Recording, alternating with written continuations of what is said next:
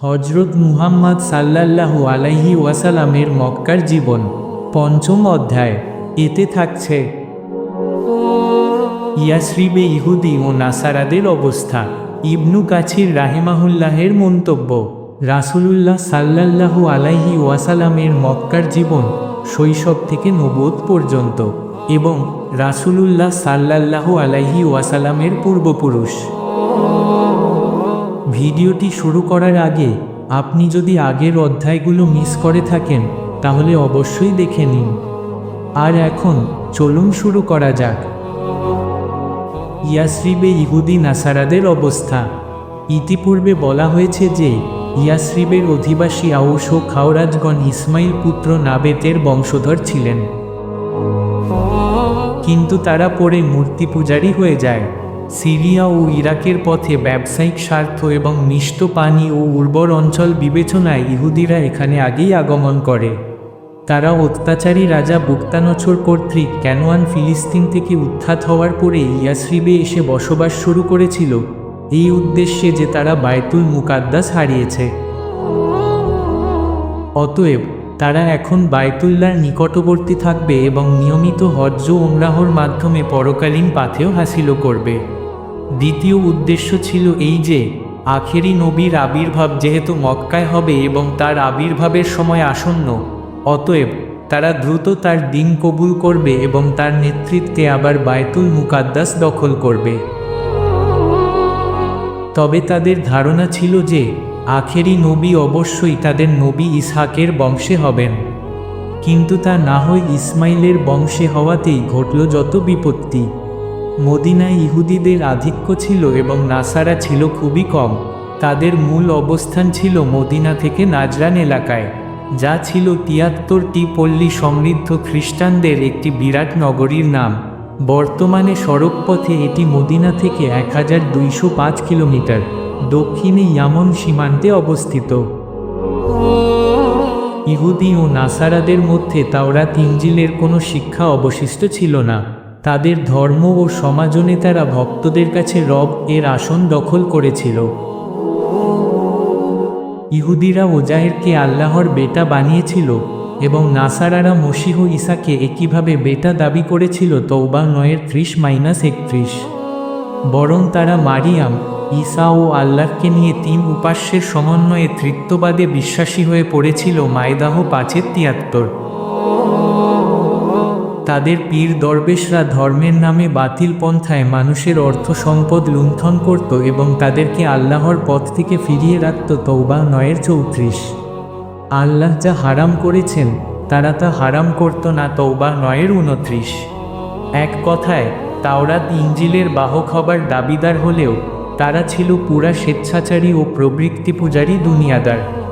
ঠিক আজকের মুসলিম ধর্মনেতা ও সমাজনেতাদের অধিকাংশের অবস্থা যেমনটি হয়েছে। ইবনু কাছির রাহেমাহুল্লাহ এর মন্তব্য। হাফেজ ইবনু কাছির রাহেমাহুল্লাহ বলেন, আরবের লোকেরা প্রাচীনকালে ইব্রাহিমী দ্বীনের অনুসারী ছিল। পরে তারা তাওহীদকে শিরকে এবং ইয়াক্কিনকে সন্দেহে রূপান্তরিত করে। এছাড়াও তারা বহু কিছু বিদাতের প্রচলন ঘটায়। একই অবস্থা হয়েছিল তওরাত ও ইনজিলের অনুসারীদের। তারা তাদের কিতাবে পরিবর্তন ঘটিয়েছিল, তাতে শাব্দিক যোগ বিয়োগ করেছিল, রূপান্তর করেছিল এবং দূরতম ব্যাখ্যা করেছিল। অতঃপর আল্লাহ মুহাম্মদ সাল্লাল্লাহু আলাইহি ওয়াসাল্লামকে প্রেরণ করেন পূর্ণাঙ্গ শরিয়াত দিয়ে, যা সমস্ত সৃষ্টিজগৎকে শামিল করে। ইবনু কাছির তাফসির সূরা জুমা ২ আয়াত। এক্ষণে আমরা নবী জীবনের মূল আলোচনায় অগ্রসর হব ইনশাআল্লাহ। রাসূলুল্লাহ সাল্লাল্লাহু আলাইহি ওয়াসাল্লাম এর মক্কার জীবন শৈশব থেকে নবুয়ত। নবী জীবনকে আমরা প্রধান দুটি ভাগে ভাগ করে নেব: মক্কার জীবন ও মাদানী জীবন। মক্কায় তার জন্ম, বৃদ্ধি ও নবুয়ত লাভ এবং মদিনায় তার হিজরত, ইসলামের বাস্তবায়ন ও ওফাত লাভ।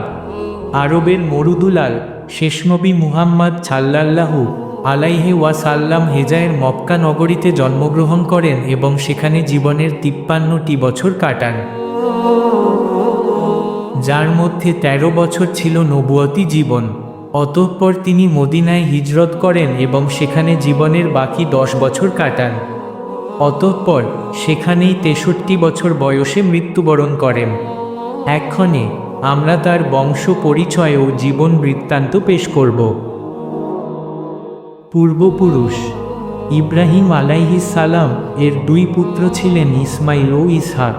ইসমাইলের মা ছিলেন বিবি হাজেরা আর ইসহাকের মা ছিলেন বিবি সারা। 2 ছেলেই নবী হয়েছিলেন। ছোট ছেলে ইসহাকের পুত্র ইয়াকুবও নবী হন। তার অপর নাম ছিল ইসরাইল, অর্থাৎ আল্লাহর দাস। সে মতে তার বংশধরগণ বনু ইসরাইল নামে পরিচিত হন। ইয়াকুব আলাইহিস সালাম এর 12 পুত্রের বংশধরদের মধ্যে যুগে যুগে হাজার হাজার নবীর জন্ম হয়। তাদের মধ্যে ইউসুফ, মুসা, হারুন, দাউদ, সুলাইমান এবং ঈসা আলাইহিমুস সালাম ছিলেন সেরা নবী ও রাসূল।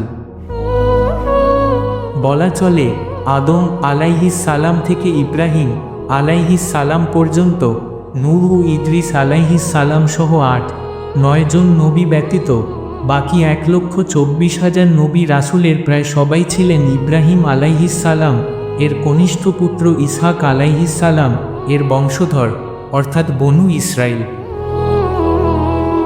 যাদের সর্বশেষ নবী ছিলেন হযরত ঈসা আলাইহিস সালাম। অন্যদিকে ইব্রাহিম আলাইহিস সালাম এর জ্যেষ্ঠ পুত্র ইসমাইল আলাইহিস সালাম এর বংশে মাত্র একজন নবীর জন্ম হয়। তিনি ছিলেন সর্বশেষ ও সর্বশ্রেষ্ঠ নবী এবং রাসূল হযরত মুহাম্মদ সাল্লাল্লাহু আলাইহি ওয়াসাল্লাম। ফলে আদম আলাইহিস সালাম যেমন মানবজাতির আদি পিতা, নূহ আলাইহিস সালাম মানবজাতির দ্বিতীয় পিতা, তেমনি ইব্রাহিম আলাইহিস সালাম ছিলেন পরবর্তী সকল নবীর পিতা এবং তাদের অনুসারী উম্মতে মুসলিমাহরও পিতা। হজ 22:78। ইব্রাহিম আলাইহিস সালাম আল্লাহর নির্দেশে তার দ্বিতীয় স্ত্রী হাজেরা এবং পুত্র ইসমাইলকে মক্কায় রেখে আসেন এবং মাঝে মাঝে তাদের খোঁজ নিতে আসতেন। তারা সেখানেই আমৃত্যু বসবাস করেন। অন্যদিকে প্রথমা স্ত্রী সারা এবং তার পুত্র ইসহাক সহ অন্যদের নিয়ে তিনি কেন আনে ফিলিস্তিন বসবাস করতেন এবং এখানেই তার মৃত্যু হয়। এভাবে ইব্রাহিম আলাইহিস সালাম এর 2 পুত্রের মাধ্যমে মক্কা ও শামের ফিলিস্তিন 2 অঞ্চলে তাওহীদের প্রচার ও প্রসার ঘটে। কুরআনে বর্ণিত 25 জন নবীর মধ্যে আদম, নূহ, ইদ্রিস এবং মুহাম্মদ সাল্লাল্লাহু আলাইহি ওয়াসাল্লাম বাদে বাকি 21 জন নবী ছিলেন বনু ইসরাইল। আর একমাত্র মুহাম্মদ সাল্লাল্লাহু আলাইহি ওয়াসাল্লাম ছিলেন বনু ইসমাইল। বলা চলে এই বৈমাত্রেয় পার্থক্যই উম্মতে মুহাম্মাদির বিরুদ্ধে ইহুদি ও নাসারাদের স্থায়ী বিদ্বেষের অন্যতম প্রধান কারণ ছিল। তাদের কিতাবে শেষ নবীর নাম, পরিচয় এবং তার আগমনের কথা স্পষ্টভাবে লেখা থাকা সত্ত্বেও তারা তাকে মানেনি এবং অস্বীকার করেছে। এই ছিল আজকের ভিডিও। আশা করি আপনাদের ভালো লেগেছে। যদি ভিডিওটি উপকারী মনে হয় তাহলে লাইক দিতে ভুলবেন না। আর নতুন ভিডিও পেতে আমাদের চ্যানেলটি সাবস্ক্রাইব করুন। সবাই ভালো থাকুন। আল্লাহ হাফিজ।